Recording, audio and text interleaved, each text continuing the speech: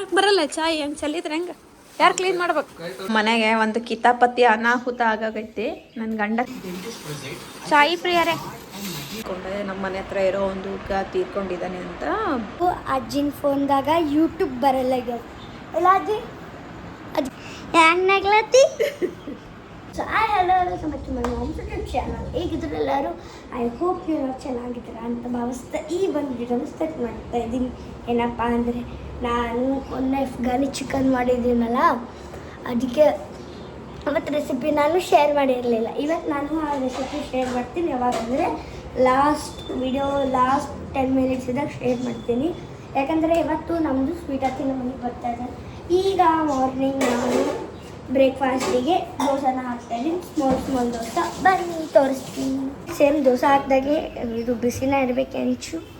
So ಇದು mix ನೋಡ್ರಿ.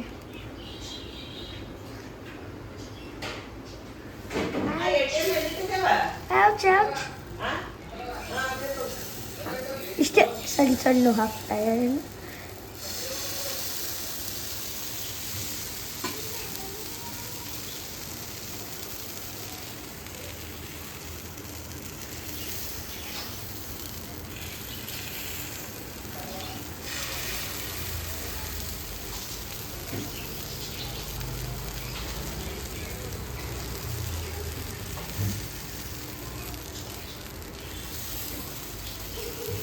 ಇಷ್ಟೇ ನಮ್ಮದು. ಇದು ಪ್ಯಾನ್ ದೋಸೆ ಕರೆಯಲ್ಲ, ಬಟ್ ನಾನು ಇದಕ್ಕೆ ಹೆಸರಿಟ್ಟಿದ್ದೀನಿ ಪ್ಯಾನ್ ದೋಸೆ. ಈಗ ಸ್ವಲ್ಪ ಎಣ್ಣೆನ ತಗೊಂಡು ಇದರಲ್ಲಿ ಸ್ಪ್ರೆಡ್ ಮಾಡೋದು. But that's it.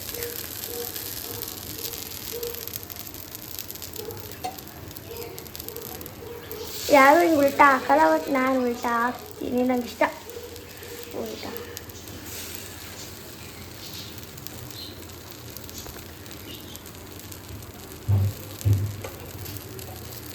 Ouch.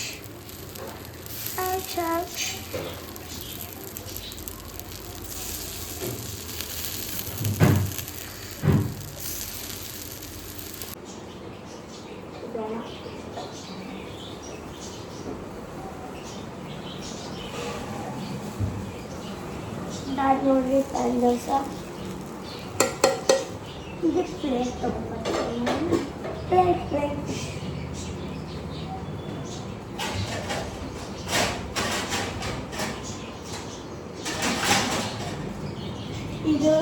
ಇದು ನಂದು ಪ್ಲೇಟು ಶೋಕ್ ಮಾಡೋಕ್ಕೆ. ಇದು ನಾನು ಪ್ಲೇಟ್ ತೊಗೊಂಡಿದ್ದೀನಿ. ನೀವು ಇದನ್ನ ಸಾಕು. ನನ್ನ ದೋಸೆ ಅರ್ಧ ಹೊತ್ತಾಯಿತು.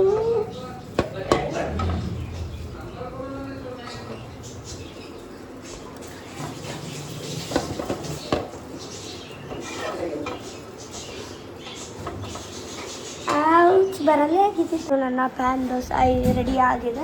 ಈಗ ಇದರಲ್ಲಿ ಆಲೂ ಹಾಕೋಣ. ಅಂದರೆ ನಮ್ಮ ಮಮ್ಮಿ ಇಲ್ಲಿ ಆಲೂ ಮಾಡಿದ್ದಾರೆ. ಆಲೂ ಸ್ವಲ್ಪ ಹಾಕೋಣ.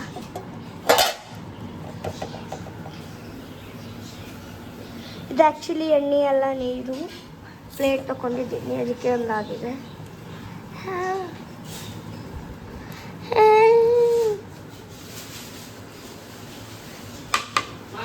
ಈಗ ನನಗೆ ಸಾಕಾಯಿತು ದೋಸೆ ಹಾಕೋದು. ಅದಕ್ಕೆ ನಾನು ನಮ್ಮ ಮಮ್ಮಿಗೆ ಹೇಳಿದ್ದೀನಿ ದೋಸೆ ಮಮ್ಮಿಗೆ ಹಾಕಿ. ನಾವು ಬ್ರೇಕ್ಫಾಸ್ಟ್ನ ಮಾಡೋಣ. ಬೀಳ್ತಾ ಮನೆ ಟೈಮಿಗೆ ಹೋಗಿ ಒಂದು ಬಟ್ಟೆ ಹಿಡ್ಕೊಂಡು ಬಂದಿರ್ತೀವಿ. ನೋಡಿ ಇಲ್ಲಿ ದಾದಾ ಮತ್ತು ಅಜ್ಜಿ ರೆಂಟಿನ ಡಿಸ್ಕಷನ್ನ ಮಾಡ್ತಾ ಇದ್ದಾರೆ.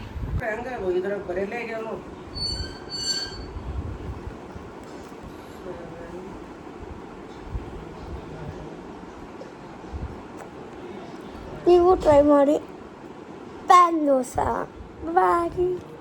ನಮ್ಮ ಗುಲ್ಬರ್ಗದಲ್ಲಿ ಮಳೆ ಬಂದಿದ್ದಾರೆ, ಲೇಟ್ ಬಂದಿದ್ದಾರೆ. ಅದಕ್ಕೆ ನಾವು ಮೈಯೆಲ್ಲ ತೋರಿಸ್ಕೊಂಡ್ ಬಂದಿರಿ. ಓವಾ ಬಟ್ಟೆ ಎಲ್ಲ ಬಿಚ್ಚು ಹೋಗು. ಎಲ್ಲ ಫುಲ್ ಹೊರಗಡೆ ಮಳೆ. ಹೋಗ್ಶೇನು ಎಲ್ಲ ಫುಲ್ ಹಸಿ ಆಗಿದ್ದೀವಿ.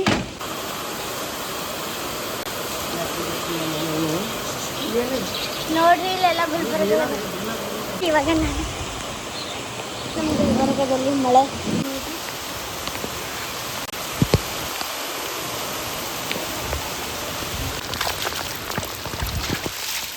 ಮನೆಗೆ ಒಂದು ಕಿತಾಪತಿ ಅನಾಹುತ ಆಗಾಗೈತಿ. ನನ್ನ ಗಂಡ ಚಹಾ ಹಾಕಕ್ಕೆ ಹೋಗಿ ಎಂಥ ಪರಿ ಚಾಯ್ ಚೆಲ್ಲಿದ್ದಾರೆ ನೋಡ್ರಿ. ಇಲ್ಲಿಂದ ಹಿಡ್ಕೊಂಡು ಹಿಂಗೆ ಬಂದೈತಿ ಚಾಯ್.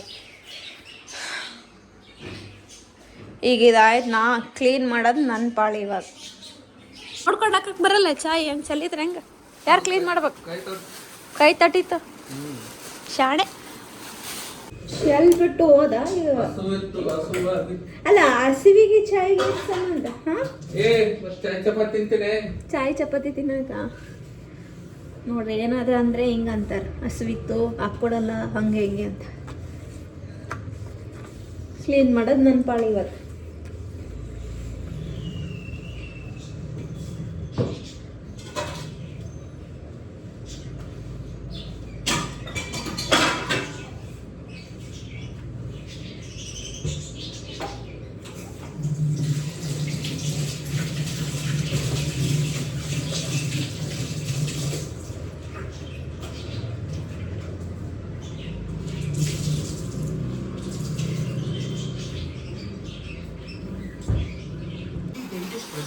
ಚಾಯ್ ಪ್ರಿಯರೇ,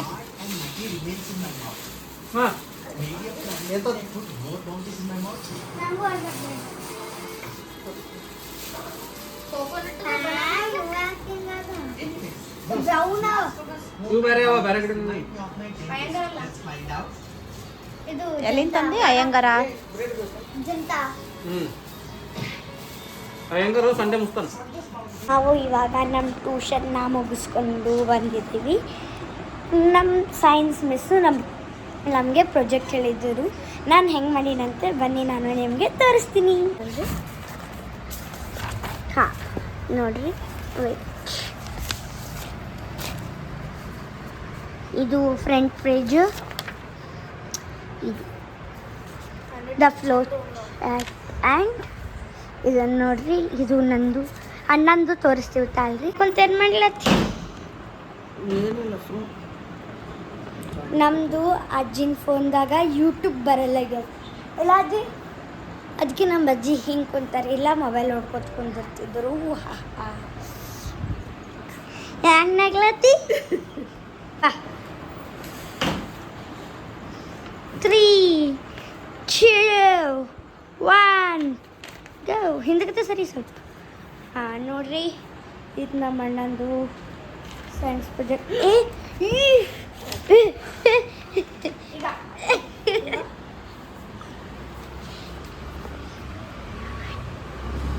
ಇಂಗ್ಲೀಷ್ ಆ್ಯಕ್ಟಿವಿಟಿ ಅಷ್ಟೇನು ಚಲೋ ಆಗಿಲ್ಲ, ತೋರಿಸ್ತೀನಿ ಅಲ್ಲಿ. ಭಾಳ ಮಿಸ್ ಕೊಟ್ಟಿದ್ರು, ಅದಕ್ಕೆ ನಾನು ಇಷ್ಟು ಗಲೀಜು ಬರ್ದಿದ್ದೇನೆ ಗೊತ್ತಾ ಇಂಗ್ಲೀಷ್ ಆ್ಯಕ್ಟಿವಿಟಿ. ಇದು ಫ್ರಂಟ್ ಪೇಜ್. ಅವಾಗ ಗೊತ್ತಿರಲಿಲ್ಲ ನನಗೆ ಡ್ರಾಯಿಂಗ್, ಈಗೂ ಗೊತ್ತಿದೆ. ಈಗ ನೋಡಿರಿ, ಇದು ನಮ್ಮ ಸೈನ್ಸ್ ಪ್ರಾಜೆಕ್ಟ್, ಸಾರಿ ಇಂಗ್ಲೀಷ್ ಪ್ರಾಜೆಕ್ಟ್. ಈಗ ನಮ್ಮದು LBA ಕೊಟ್ಟಾರ ಮಿಸ್ಸು, ಮತ್ತು LBA ಟೆಸ್ಟು ಈಗ ನಡೀತದೆ. ಇಲ್ಲ ಅಜ್ಜಿ ಗೊತ್ತೇ ಇಲ್ಲ ಬಿಡಿ. ಈಗ ಇದು ಇನ್ನು ಕನ್ನಡ ಆ್ಯಕ್ಟಿವಿಟಿಗೂ ನಾನು ಕಂಪ್ಲೀಟ್ ಮಾಡಬೇಕು. ನಾನು ಸೇಮೆ ತೊಗೋತಾ ಇದ್ದೀನಿ, ಯಾಕಂದರೆ ಸುಮ್ಮನೆ ತೊಗೊಳ್ಳಿ. ಮತ್ತು ಇವತ್ತು ಮ್ಯಾಮು ಟೆಸ್ಟ್ ಕೊಡ್ತೀನಿ ಅಂದಿದ್ರು, ಬಟ್ ಕೊಟ್ಟಿಲ್ಲ ನೋಡಿರಿ. ಅದಕ್ಕೆ ನನ್ನ ಮೇಲೆ ನನ್ನ ಹೆಸರು ಎಲ್ಲ ಬರೆದಿದ್ದೀನಿ, ಬಟ್ ಡೇಟು ಹಾಕಿದ್ದೆ, ಬಟ್ ಇವತ್ತು ಮಿಸ್ ತೊಗೊಂಡಿಲ್ಲ. ಸರಿ, ಇನ್ನು ಭಾಳ ಇದೆ. ಕನ್ನಡ ಅಂತೂ ಮಿಸ್ ಎಷ್ಟು ಕೊಟ್ಟಿದ್ದಾರೆ ಅಲ್ಲ, ನನ್ನ ತಲೆನಾಗ ಇರನ್ಬೇಕು ಅಷ್ಟು ಕೊಟ್ಟಿದ್ದಾರೆ. ಕನ್ನಡ 5 ಪೇಜಸ್ ಗೀತಗಳು ಬರೀಬೇಕು, ನ್ಯಾಷನಲ್ ಆ್ಯಂಥಮ್, ಸ್ಟೇಟ್ ಆ್ಯಂಥಮ್, ಮತ್ತು 2-3 ಇನ್ನೂ ಇದ್ದಾವೆ, ಅವೆಲ್ಲ ಬರೀಬೇಕು. ಬನ್ನಿ ಒಳಗೆ ಮಮ್ಮಿ ಏನು ಮಾಡ್ತಾ ಇದ್ದಾರೆ ತೋರಿಸ್ತೀನಿ. You think that I could care if you really don't like me? Find somebody else, it could be anyone else out there. Don't fret, I don't ever wanna see you and I never wanna miss you again. One time ಇಷ್ಟ ಬರುತ್ತೆ ನನಗೆ ಅನಿವತ್ತೇ. ಇವಾಗ ನಾವು night duty ಹೋಗೋಕ್ಕೆ ready ಆಗಿದ್ದೀನಿ. Shine TV ನೋಡಕತ್ತಾನ. So ಅಷ್ಟೇ ಕಿಚನಲ್ಲಿ ಏನೋ ಮಾಡ್ತಾ ಇದ್ದಾಳೆ. ಸೊ ಇವತ್ತು ಲಾಸ್ಟ್ ನೈಟ್ ಡ್ಯೂಟಿ. ಸೊ ಮುಖದ ಮೇಲೆ ಒಂದು ಬಿಗ್ ರಿಲೀಫ್ ಅಂತಲೇ ಹೇಳ್ಬೋದು. ಆಯಿತು, ಇವಾಗ ನಾನು ಡ್ಯೂಟಿಗೆ ಹೋಗ್ತೀನಿ, ಮತ್ತು ವ್ಲಾಗ್ನ ಬೇರೆ ಇದರಲ್ಲಿ ಕಂಟಿನ್ಯೂ ಮಾಡ್ತೀನಿ. ಡ್ಯೂಟಿಯಲ್ಲೇನು ಕಂಟಿನ್ಯೂ ಮಾಡೋಕ್ಕೆ ಹೋಗಲ್ಲ, ಅಲ್ಲೇ ವರ್ಕ್ ಇರೋದ್ರಿಂದ. ಸೊ ಮತ್ತು ಇದು ಫ್ಯಾಮಿಲಿ ವ್ಲಾಗ್ ಆಗಿರೋದ್ರಿಂದ ಜಾಸ್ತಿ ಫ್ಯಾಮಿಲಿಯಲ್ಲೇ ಮಾಡೋಕ್ಕೆ ಟ್ರೈ ಮಾಡ್ತೀನಿ.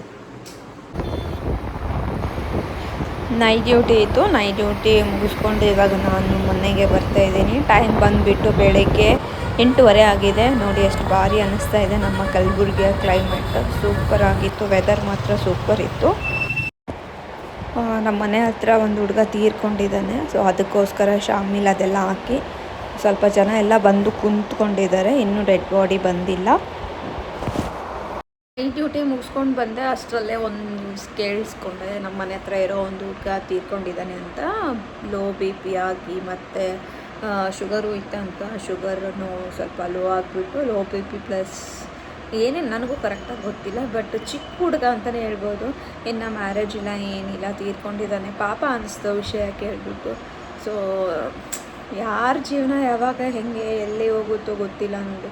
ಸೊ ಇರೋಷ್ಟು ದಿನ ಎಲ್ಲರೂ ಚೆನ್ನಾಗಿರಬೇಕು ಅಂತ ಅನಿಸುತ್ತಾ. ಬಟ್ ಏನು ಮಾಡೋದು, ಮನುಷ್ಯ ಜನ್ಮ ಅಲ್ಲ. ಮತ್ತು ಆಟೋಮೆಟಿಕ್ಕಾಗಿ ಅದೇ ಅಸೂಯೆ, ಹೊಟ್ಟೆ ಕಿಚ್ಚು ತಂತಾನಾಗೆ ಒಂದು ಮನುಷ್ಯ ನೆನಪು ಬರುತ್ತೆ. ಏನೂ ಮಾಡೋಕ್ಕಾಗಲ್ಲ. ಹುಟ್ಟಿದ ಮೇಲೆ ಸಾಯಲೇಬೇಕು. ಬೇಜಾರಾಯಿತು. ಬಟ್ ಅಂದ್ರೂ ಅವ್ರ ತಾಯಿನೂ ಇಲ್ಲ. ಅವ್ರ ತಾಯಿನೂ ರೀಸೆಂಟಾಗಿ ತೀರ್ಕೊಂಡು ಒಂದು 4-5 ಇಯರ್ಸ್ ಆಗಿರ್ಬೋದು. ಅದಾದಮೇಲೆ ಪಾಪ ಫಸ್ಟ್ ಹುಡುಗ ಅವ್ನು ತೀರ್ಕೊಂಡಿದ್ದು. ಅವನು ಅನ್ಮ್ಯಾರಿಡ್ ಇದ್ದ, ಬ್ಯಾಂಗ್ಳೂರಲ್ಲಿ ವರ್ಕ್ ಮಾಡ್ತಿದ್ದ ಅಂತ. ಸೊ ಇನ್ನೂ ಡೆಡ್ ಬಾಡಿನ ತೊಗೊಂಡು ಬಂದಿಲ್ಲ, ಬರ್ತಾ ಇದ್ದಾರಂತ ಅಷ್ಟೇ, ಮತ್ತೇನಿಲ್ಲ. ಸೊ ಇಷ್ಟೇ ನನ್ನ ವ್ಲಾಗ್. ಐ ಹೋಪ್ ನಿಮ್ಮೆಲ್ಲರಿಗೂ ಇಷ್ಟ ಆಗಿದೆ ಅಂತ ಭಾವಿಸಿ ನನ್ನ ವ್ಲಾಗ್ನ ಇಲ್ಲಿಗೆ ಮುಗಿಸ್ತೀನಿ. Thank you for watching.